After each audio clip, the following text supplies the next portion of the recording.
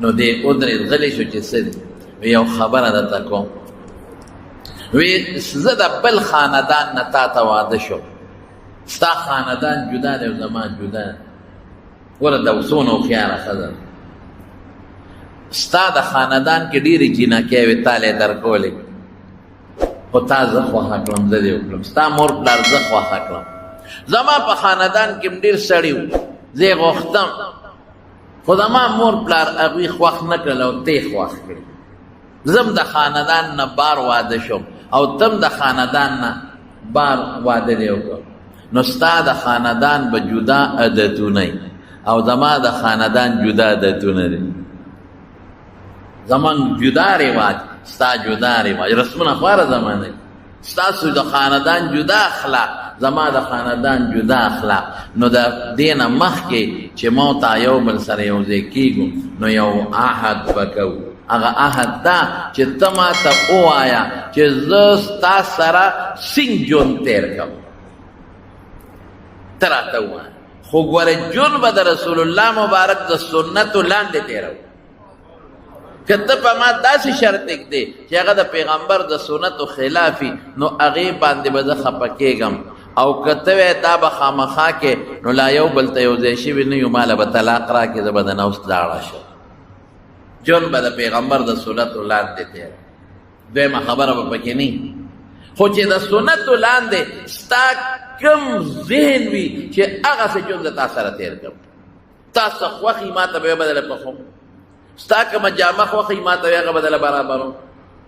ستا کومه کوټه خوښي کم کټ دې خوښي هغسې بدله کوم ستا خوښي چې مور پلار کره زه ځم به کوې چې نه ده نه به ځم ستا خوښي چې زما په خاندان کې چا سره ملاوېږم یا ستا په خاندان کې ابه کوم که زما اړه خپۍ کښي خو دې کې به زه ستا منم د بل چا به نه منم ستا خوښي چې نفلي روژه نیسه نیسم کوې چې مه نیسه نه به نیسم خو ما ته هغه ووایه شریح حیران شو چې خدایا عالم زیما خلقو ته علم زخم قاضي زیما او د صحابو فیصلې کوما شریح راکوټ سړی نو د حضرت علی او د یهودي فیصله کړې ده هغه سړی حضرت علی امیر المؤمنین دی بادشاہ دی او یو یهودی ته زغره یهودی سره زغره ده حضرت علی په دعوا کړو دا زغره زما ده یهودی به زما ده شریح لاره دی قاضی له تابعی لرالل اوس چې رالل علی یو ځای ولاړ دی او یهودی بل ځای ولاړ دی عدالت کے کٹہرے میں دونوں کڑے ہیں دا عدالت کٹہرے کے سڑے مولانا دے علی رضی امیر المومنین ام مولانا دتا وی وایا کنا وی دا سر ازغر دے یہودی سر دا زمان اس دے زمانہ کے بادشاہ دو کی یہ سوک دے ازغر قبضہ کی جی سرمن تے ہو بس اگر خپل سکے چی خواخی وی دا بل نم سرمن ہو بس استا دا کورم زمان دا شیم زمان دے جیل کی دے چوم پولیس کی دے چوم شابہ هغه خپل ازغره ده خپل او زور مرسیږي او يهودي بسي چې د ادینه بزغره قبضه کی په یو سپېړې هم ته غشتې شي لیکن نه انصاف دا دی چې عدالت د بزم کا عدالت عراق له حق نه شورح هغه يهودي ته وزغره وي سیب دا زمان قاضي شورح علي سیب ته وي دوه غوار را هغه وی ښا یوم غلام دی آزاد شوی غلام یوم د ازویر حسن شریح قاضی و توی غلام خو آزاد دستانه دا هغه گوی قبلوم خو د حسن ستازوی دی او د زوی گوی د پلار د پاره نه قبلې بل گوارا ای بل خو نشته یعنی دیت انصاف وای شریح قاضی دیت انصاف وای د زوی هغه حسن چې د رسول الله مبارک په ګولو بيدلې اغه حسن چې د پیغمبر علی السلام غیګه کې لوي شوی دی اغه حسن چې د رسول الله مبارک په شی په سجده کې سورلې کړی دی اغه حسن چې شونډې ولا رسول الله مبارک کول کړی دی کمه شونډې چې د دواړو جهانو سردار کول کې داغه نه دروغ نه روزي بیا کم معشوم چې پیغمبر مبارک اولو وای اغه نه دروغ نه روزي کم معشوم چې د رسول الله مبارک په ملا نخریو کې او حضور پاکي په وګاو ګرځي هغه نه دروغ نه روزي خو دلته د شریعت قانون دی چې د زوی ګوی د پلار د پاره نه صحیح کېږي بس د شریعت په معنا هغه علي صاحب پېښ وي ما سره خو بل ګواني شته دا یو دی وایي چې دا یو دی د ګوی صحیح کېږي نه دوه پکار دي وی یهودي له به قسم ورکو یهودي ته وی قسم وخوره یهودی قسم ته تیار چې دا خبره یهودی واورېدله نو یهودی حیران شو لږ صبر وکړه صاحب قسم نه صبر وکړه دا څنګه اسلام دین دی دی خو امیر المؤمنین دی مانه غزغره په زوره بغشتی شي په یو سپېړه مغشتی شي ما جیل کې مچولی شي راغې او دعوی وکړه او څنګه عام خلق قاضي لذي دی قاضي لراغی نمبر 1 نمبر 2 دا چې دا د پیغمبر زوم دی رسول الله مبارک لوی صحابي دی لومبي مسلمان دی پالکانو لومبي اسلام دراوړو زندگی د رسول الله مبارک سره تیر کړی دا او ته په کرسۍ ناست دی د عدالت او دی دلته کې لکه د مدعي ولاړ دی درته داسې انصاف ایک صف میں کڑے ہو گئے محمود آیا نہ کوئی بند رہا نہ بند کوئی بند نواز یو صف کی ولاړ یو دی ولاړ د اسلام د انصاف خو بیا دا دی چې دا نه وایي چې د زوی ګوی ولې رد کېږي دا خو رښتونې دروغجن دی نه شریعت مطابق وایي چې زوی د غوی رد شوه بس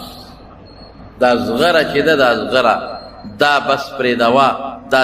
هسې بېسه د علي له ورکوم او ما ته د دې اسلام د داخلېدو چل ښایه چې دې دین او اسلام کې زه وردننه شم هغه یهودي خدای مسلمان حضرت علی رضی الله عنه زغره راواغشته او یهودي له غاړه کې واچوله بچې چې دا ستا د اسلام په قربانۍ کې زیری دی او خبرې ده زغره ستا شوه دا شوره احتدال نو شریح ته چې ښځې کمې خبرې وکړې وي حیران شوم چې خدای قاضي زیم د صحابو فیصلې زه کوم علم ماله خدای را کړی دی او دا څنګه ښځه چې ما ته دا خبرې کوي شریح ورته وی بالکل ټیک بالکل جون به د سنتو په دایره کې تېرو او که د سنتو نه مې یو ټکې درته بار ووی نو تا د قسم یې چې نه به پوره کوې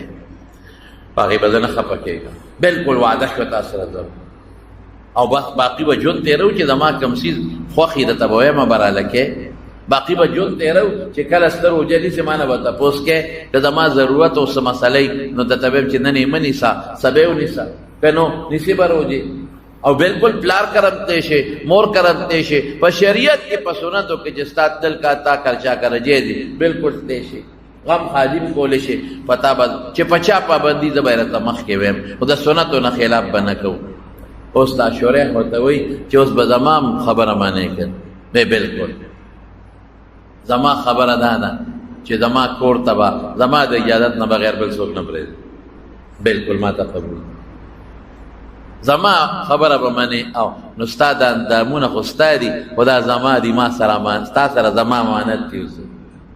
و احسنت فرجها ستا مخ ستا دی خو دا تا سره زما اوس امانت دی دا ستا نه دی اوس دا زما دی تا سره امانت دی ستا اندامونه خو دي ستا تا پورې دي خو دا تا سره زما امانت دی دا به زما دپاره استعمالوي ما نه بغیر به بل چا دپاره نه استعمالوي دیو بل چې اسلامي شرطونه پوره کړل شریح وی زما د قسم په خدای وی داسې خوشګواره شپه م تېره کړه چې په ژوند کې مې داسې شپه چېرته نه وه تېره کړې او د هغې نه پس ژوند خشته شروع دی زما د شریعت مطابق خدمت کوي او د هغې چې کوم حقوق دی په ما د خدای د طرف نه هغه وله زه پوره کومه زه قاضي خو د ښځې په ژوند کې ما ته دا ډیمانډ نه دی کړی چې ما له دا شی راوړه چې زه به سار ته مو ګورې شریح ګوره ښځه دې ته وایي قضا له خو روان شوې پام کوه ګورې درنه ناجیز فیصله ونه شي پام کوه د چالوي سړي په سفارش دوکه نه شي پام کوه په لالچ دوکه نه شي موږ به سپوره روټۍ خورو خو چې د قیامت په ورځ چاړه ستا په سټ را نښکلی شي کوم قاضي کې د بې انصافه فیصله کوي بې انصافه فیصله کوي قیامت پرد با ادم مرین نه د سټ طرف نه لالیږي او جوړیږي لالیږي او جوړیږي لالیږي او جوړیږي پام کوه چې ګوره دا چل در سره ونه شي دا مه وایه چې د ښځې له پیسې ګټم که ته رشوت والې نو ماله بالې زه نه دا ډیمانډ نه کوم زه نه غواړم زما شلېدلې جامې وښې دي خو پام کوه او هغه وصیت ورته کوي کوم وصیت چې امام ابو حنیفه امام ابو یوسف ته کړی امام ابو یوسف راغی امام ابو حنیفه رحمت الله علیه ته وایي چې زه خو قاضي شوم ما ته نصیحت وکړه او ته څه وایي هغه نصیحت یې ورته وکړه کوم چې رسول الله مبارک فرمایلی دی قال لا يزال لسانك رطبا من ذکر الله. وی ابو یوسف ګوره خلک وای قاضي ته دا نصیحت وکړه چې رشوت